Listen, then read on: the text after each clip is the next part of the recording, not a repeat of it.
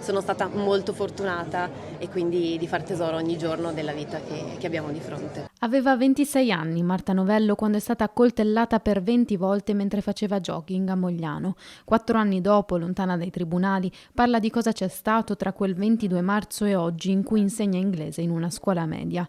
La terapia intensiva, i ricoveri, le visite, il processo. L'esperienza che ho avuto è stata estremamente positiva per quanto riguarda la sanità, ma non solo, e quindi mi porto a casa un ricordo positivo di questa esperienza estremamente negativa. È stata un'esperienza che senz'altro ha segnato la mia vita, però è importante andare avanti, non c'è una vera e propria fine quanto un continuo, ecco, bisogna andare avanti e cercare di fare tesoro di quello che c'è stato e della vita che si ha di fronte. Il calvario causato da un quindicenne a cui è stato riscontrato un lieve e parziale vizio di mente. Torna al tema del disagio giovanile, delle violenze compiute da minorenni che riempiono le pagine di cronaca e di cui Marta, suo malgrado, è stata vittima. Credo sia molto importante fare un lavoro di prevenzione e per diffondere, insomma, per diffondere consapevolezza su questo tema e stare vicino ai giovani in un momento delicato della loro crescita. Credo che lavorare si possa lavorare anche in silenzio,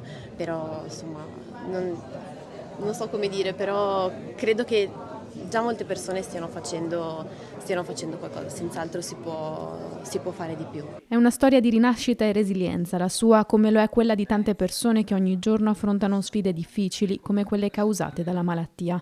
È infatti in occasione della presentazione del libro US2 Sanità di Eccellenze che hanno raccontato le loro vite testimonial d'eccezione curati dall'azienda sanitaria della Marca. Mettere appunto l'accento sulla prevenzione. Io in questo ospedale sono stata accolta, sono stata, come dicevo prima, tranquillizzata anche perché ero molto spaventata. Sono caduta veramente per tante settimane, ho camminato con accanto una persona al mio fianco, era la paura, ma una paura sorda. Ti aggrappi quindi a qualsiasi frase che un medico può dirti, quindi mi sono aggrappata alla speranza che loro mi davano, a quelle frasi positive. La mia esperienza è stata positiva perché altrimenti non sarei qua. A raccontare la loro storia ognuno con un'esperienza medica differente anche il ministro Carlo Nordio, Ottavia Piccolo, Aldo Serena, Fabio Ongaro, Paolo Fassa, l'influencer Nicola Canal, Luca Cracco. Un abbraccio di un'infermiera coi bambini che lei stessa ha aiutato a guarire, la copertina del libro.